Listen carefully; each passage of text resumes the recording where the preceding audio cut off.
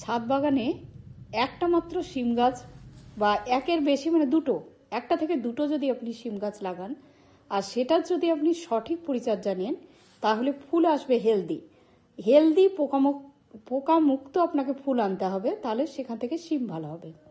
তা আমি এই যে শিম গাছটাতে যে এখন প্রচুর ফুল এসেছে, তো ফুল আসার আগে আমি কি কি খাবার দিয়েছিলাম আর কন্টিনিউয়াস এই গাছটা যে থেকেই যাবে শীত পর্যন্ত আর সেখান থেকে আপনি সিম কালেক্ট করতে পারবেন প্রত্যেক মুহূর্তে, তো তার জন্য আপনাকে একটা খাবার কন্টিনিউ করতে হবে। তা আজকে ভাবলাম আপনাদের কাছে সেই খাবারটাই শেয়ার করি। তো এই শিম গাছটায় যখন ফুল আসতে শুরু করেছে, ছোট ছোট ফুল, তখন থেকেই কিন্তু আমি খাবারটা দিতে শুরু করেছি। আর খাবারটা দিতে হবে মাসে দুবার করে, মানে 15 দিন গ্যাপে গ্যাপে খাবারটা আপনাকে দিতে হবে। সেই খাবারটা এনপিকেও হতে পারে বা আপনি বাড়িতেও তৈরি করে নিতে পারেন। তো আমি বাড়িতেই তৈরি করেছি। কি কি দিয়ে করেছি চলুন সেটাই আজকে শেয়ার করবো। আর শিম গাছে কিন্তু খুব পোকার আক্রমণ খুবই হয়ে থাকে, তো আজকে আমি নিম অয়েল স্প্রে করছি। আর নিম অয়েল স্প্রে করবেন, আর যে কোনো পেস্টিসাইড আপনারা বাজার থেকে কিনে নিয়ে আসবেন, নিয়ে এসে স্প্রে করতে পারেন সপ্তাহে একবার কি দুবার করে।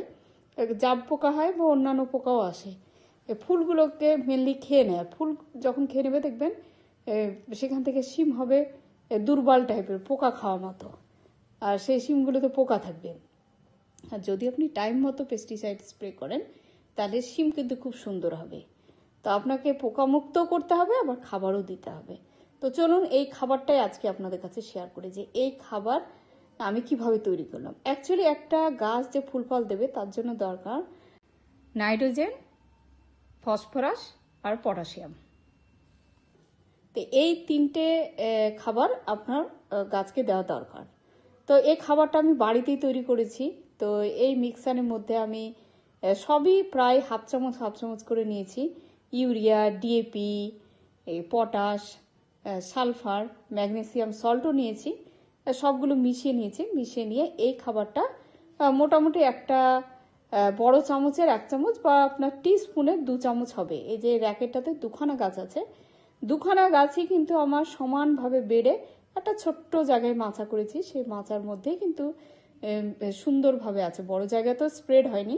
তো এই খাবারটা দেওয়ার আগে মাটিটাকে পুরো খুঁড়িয়ে নিলাম, দিয়ে খাবারটা ভেতরে ভেতরে দিয়ে দেবো, চারপাশে সাইড দিয়ে দিয়ে, মানে যাতে গাছের গোড়ায় না লাগে। তো এই খাবারটা আপনাকে 15 দিন পর পর দিতে হবে। হয় এটা দেবেন, না হলে আপনি এনপিকে 0015 দিয়ে দিতে পারেন, তাতেও আপনার গাছে ফল আসবে এবং গাছ খুব হেলদি হবে।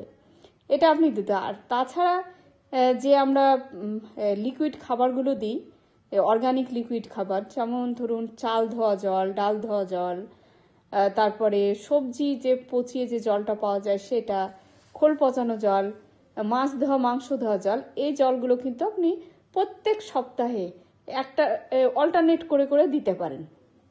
আর চাল ধোয়া জলটা মাটি যদি শুকিয়ে যায় তখন আপনি চাল ধোয়া জলটা প্রায় 1-2 দিন পর পরই দিতে পারেন। চাল ধোয়া জলের একটা উপকারিতা জানেন তো, গাছের ফল খুব হেলদি হয়, আর গাছ মানে ফল ধরে রাখারও ক্ষমতা হয়, আর ফুল ফলও প্রচুর আসে। চাল ধোয়া জল হচ্ছে খুবই গুরুত্বপূর্ণ। এখান থেকে প্রচুর পরিমাণে ওরা গাছ আর কি কার্বোহাইড্রেটটা পায়। তো ওই জন্য আপনারা চাল ধোয়া জলটা মিস করবেন না, ওটা দেবেন। আর মাছ ধোয়া, মাংস ধোয়া জলগুলো দেবেন, এগুলোতে হচ্ছে ফলের মিষ্টান্ন ভাবটা বাড়িয়ে দেয়। সেটা সবজি ফল যাইতে আপনি দেবেন, মাছ ধোয়া জল আর মাংস ধোয়া জল, সেটা মিষ্টান্ন ভাব বাড়ায়। ফলের তো ভীষণভাবে মিষ্টি থাকে, লেবু জাতীয় ফলগুলো দেখবেন মিষ্টি হয়ে যায়। আর শাক সবজি যাই করেন দেবেন, যে দেখবেন ছাদ বাগানের শাকসবজির একটা মিষ্টান্ন ভাব থাকে, যেটা বাজারে থাকে না। আর এখানে ওই যে জল আমি দিচ্ছি না, এটা খোল পচানো জল।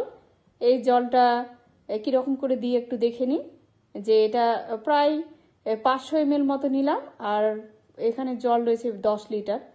10 লিটার জলে দিয়ে দিলাম, আর দিলাম কলার খোসা ভেজানো জল, এটাও ওই 200 থেকে 250 ml দিয়ে দিলাম। যেহেতু এখন ফুল এসেছে, কলার খোসা ভেজানো জল খুবই প্রয়োজন, এটাতে থাকে আপনার পটাশিয়াম। তো সেখানে কলার খোসা ভেজানো জলটা দিলাম, দিয়ে মাটিটাকে ভিজিয়ে দিলাম। আর এই খাবারগুলো আপনি 7 দিন পর পর কন্টিনিউ করবেন, যেগুলো লিকুইড খাবার। আর এই যে সলিড যে একটা খাবার দিলাম, তো সেই খাবারটা আপনাকে মাসে 2 দিন দিতে হবে। তো একজন আমাকে ছাদ বাগানে কমেন্ট করেছিলেন যে মানে যে এরা রাসায়নিক খাবার দেয়। তো আমি একটা কথা বলবো যে অনেক সময় আমাদেরকে সাপ্লিমেন্ট হিসাবে রাসায়নিক খাবার একটু না একটু দিতেই হয়, কারণ সব সময় যে গাছ মাটি থেকে আমি যে জৈব খাবারটা দিচ্ছি সেটা যে প্রপারলি নিতে পারবে সেটা নয়। যেমন মানুষের শরীরেও তো তাই, আপনার শরীরে ক্যালসিয়াম বলুন বা অন্য ভিটামিনের যখন অভাব ঘটে, আপনি কি সবকিছু খাবার থেকে পান? খাবার থেকে পান না। তখন ডাক্তার কিন্তু সাপ্লিমেন্ট হিসাবে আপনাকে ভিটামিন দেয়। তেমনি গাছেরও ক্ষেত্রে তাই, মাটিতে অনেক সময় সমস্যা থাকে, কি মাইক্রোবস আসে না ঠিকঠাক, গাছ খাবার নিতে পারছে না, এসব সমস্যাগুলো হয়, তখন গাছের হেলথ ভালো হয় না। তা কোনো কোনো সময় মানে ফুল ফল মেনলি যখন আসে, যাতে এনপিকের অভাব না ঘটে, তার জন্য গাছকে বাইরে থেকেও আমাদেরকে সাপ্লিমেন্ট হিসাবে খাবার দিতে হয়। তাহলে এই না যে রাসায়নিক খাবার একেবারে দিতেই হবে, এ না, অনেক সময় দিতে হয়, যার ফলে আপনার মানে হেলদি গাছটা হেলদি থাকবে, ফুল ফলও দেবে। তা আজকে ফার্স্ট টাইম কিছু শিম তুলে নিচ্ছি, যে শিমগুলো একটু সাইজে বড় হয়েছে সেগুলোই তুলে নিচ্ছি। আরও প্রচুর রয়েছে ছোট ছোট, এখন তোলা যাবে না, আস্তে আস্তে বড় হবে। এটা ফার্স্ট টাইম, প্রথমে আপনার তো কমই পাওয়া যাবে, তারপরে অনেক আমি কালেক্ট করতে পারবো।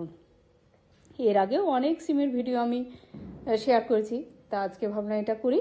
তো এই পর্যন্ত আপনারা এইভাবে যখন ফুল আসবে তখন আপনারা এই খাবারগুলো দিন, দেখবেন আপনার ছাদ বাগানও ভালো আর কি আপনি সিম ফলাতে পারছেন। তাহলে এখানেই শেষ করছি। আপনারা প্রত্যেকে ভালো থাকুন, সুস্থ থাকুন।